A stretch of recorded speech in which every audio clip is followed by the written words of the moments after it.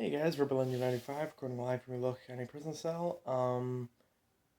So I've been about a week or so absent just because either I haven't had the time to do a video or I haven't had, the weather hasn't been permitting it, and really it's just kind of been not something I'm able to, do under bad circumstances. So, and the other reason is that the upcoming red versus blue fight, what do you want me to do with that? It's like that's borderline like a joke episode. So I'm just gonna go ahead and strike that from the itinerary and just say I'm not obligated to do that one. I'm just gonna not cover that one. Knowing them, they'll take it super seriously, and then it'll be like, oh yeah, let me, or it'll end in a tie, or it'll end in a promotion for red versus blue or something. But whatever, So I'm just gonna go ahead and do the one that I had queued up before this, which is one that, funny enough, was originated from this, from this like from an episode I did. Um, so if you look back, right around when Zuko versus Todoroki got announced, I had the right afterwards done an Ozai versus Endeavor fight, which is one I had planned on doing at the time before Zuko versus Todoroki got it, came around and kind of ruined it. And I had a very similar opinion about Ozai versus Endeavor than I did Zuko versus Todoroki, and I said, hey, just because that doesn't mean that I feel this way about every Avatar versus My Hero Academia fight. And then out of thin air, I said, if you did Amon versus Stain, it's not like it would go the same way. And I'm like, write that down, So it started as kind of just like an out of I just came up with it off like the spur of the moment, and um thought about it. It kind of became like a joke to me because I was like, I just literally, in the middle of a video, I came up with this fight, and then I'm like, no, this is good actually. I'm gonna need to do this at some point. So, getting into it, Amon, um, so Amon's main trait in this fight is that he's a bloodbender. And not only is he a bloodbender, which is a rare ability in and of itself, he also has the ability to do it throughout the year rather than just during a full moon. So it's a rare ability on top of a rare ability. And in addition to that, unlike, almost all bending, he's also a telekinetic bender, as in he doesn't have to move, his body in these, predetermined positions, in these like stances to create, to bend. He can just bend with like his mind. So he kind of tripled up on he kind of hit the jackpot. He hit the triple sevens on rare bending abilities. So with that, he became an incredibly dangerous character in the Avatar universe, eventually adapting technology like, the electric gloves and stuff that, the Equalists would use to fight the Benders, and then also even developing his own form of the chi block technique that, the Avatar learned, that Aang learned, where he can physically sever the the because like the chi points are between the head and the heart, and he can it's weird because that's like a spiritual connection, but he can physically sever like an artery or something that leads to those pathways. I don't get it, but it reminds me of when Manchester Black I should point, reminds me of when Superman precision lasered away the genetic abnormality in Manchester Black's brain. That was what reminded me of um or when Manchester Black like squeezed his squeezed Superman's like squeezed the blood vessels in his brain to give him like a to give him like an aneurysm. Um but yeah, it was just like so he was this incredibly dangerous character.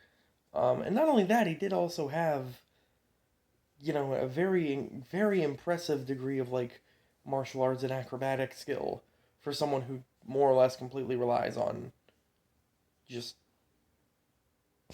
telekinetically levitating people and controlling their bodies. But yeah, that's pretty much the extent of bloodbending, though, is that he can, he can control the blood in your veins to control like the rest of your body. So he can move you like a puppet. He can make you, attack other people.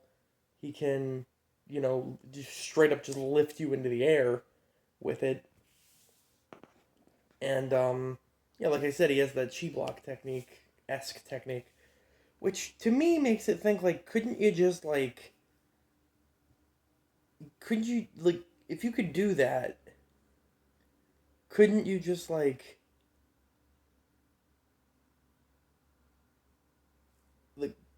couldn't you just if you can sever an artery telekinetically by controlling their blood or make like an artery burst or something, couldn't you just make couldn't you just telekinetically slash their aorta or something and then they just and then they just bleed out? Like what? Uh, what? We've never seen him do that, so we can't say that he can. But like, it makes complete sense that he'd be able to do that. So I don't know. I mean, that's something we'd have to. That's something they'd have to look at, but that's not going to be like a factor or anything, because like I said, he's never done it, so we can't assume that he can do it. Um,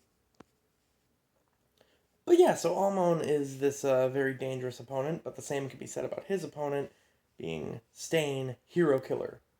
Stain. Um, so yeah, Stain is basically just not even a vigilante, but like just kind of like a lunatic with a sword who has this very, very strong philosophy that, the villains are obviously scum, and the heroes have become so departmentalized and become so, like, have become such an industry that they're not even really considered heroes. Heroes really need to be, so the only hero he ever thought was worthy of being referred to as a hero was All Might. Because, having that going in and save everyone you can regardless of situation. So that was kind of, and he carried this philosophy um, to slay heroes. He said, if you're gonna taint the name of the one true hero by putting yourself in the same league as him, I'm just gonna straight up murder you. So this guy's kind of just a lunatic. He's like a murderer. He's just like going around. There's like a deeper ideology to it. There's like symbolism. There's like a deeper. And you can look at their society through him and all that shit. But like, bottom line, he's more or less just a maniac with a sword. He's not like I said, he's not like a vigilante. He's not going out there solving crime or stopping. He is like killing villains as well, but or at least he would kill villains if they weren't smart enough to avoid him, even though half of them like worship him. But yeah. So Stain goes about this business of killing everyone who is trying to trying to make it into a society of heroes, where with his quirk, which is where he can, if he ingests the blood of someone, right? That person just becomes paralyzed for um for a set amount of time depending on their blood type, right? By the way, I know this is in a world where like I know we're looking at this compared to like where X-Men exists and shit, but like how is that a genetic trait? Like how do you okay, never mind. Um so that's why he carries around this big ass rusty looking sword was to draw blood so that he can ingest it and then paralyze his foes and then just, kill them right away. He's also like superhumanly he's not superhuman, but he is superhumanly fast and strong to the point where he can dodge full cowling Midoriya and Ingenia not or what the fuck Ida, that's his name. And Ida's kicks like full power. Um and he's strong enough to, like match these kids. Not like physically match these kids, but like he was tough enough to survive, quote unquote, Ida and Midoriya's kicks, which broke his spine. And I say survive because it did kill him, but he also got up, ran, jumped like 40 feet in the air on top of a flying Nomu and stabbed it in the brain before he died. So, like, I'm gonna go ahead and say he survived, even though it killed him right afterwards. That's a lot to do with a broken spine. So, this guy's incredibly, tough, all things considered. But, who's gonna win here? So, this is very. Before this, I'd actually had Amon in a fight already. I'd had him against Adam from Ruby. I think this fight's a little better though. Also because their powers are very similar. Amon is able to manipulate people's blood, within them and control them, and Stain is able to paralyze people using their blood, though he has to ingest it. And I think that's probably where the difference is. Like, because we've seen Amon dodge and do all these crazy acrobatics, so he's maybe not faster than Stain, but he's definitely not just going to be a sitting duck against him. Stain's, advanced speed and everything. Whereas, and just because of that, I'm going to think that prevents Stain from just coming in and speed blitzing him and paralyzing him and doing all that stuff. But basically, it's the fact that everything Stain can do to Amon with his quirk, Amon can do to Stain without the necessity for actually cutting him and ingesting his blood. And even if Stain does like paralyze Amon and ingest his blood, Stain can or Amon doesn't need to move to bloodbend. So he can still prevent Stain from killing him or even probably kill Stain right there without the ability to actually have to do it. So I think that's pretty much where the fight lies. Bloodbending's kind of an OP ability, and like without some sort of similar counter ability, it's kind of hard to put someone against a fight with a bloodbender. But yeah, I'm gonna say Amon wins this. But anyway, this is Purple Engine 95. See ya.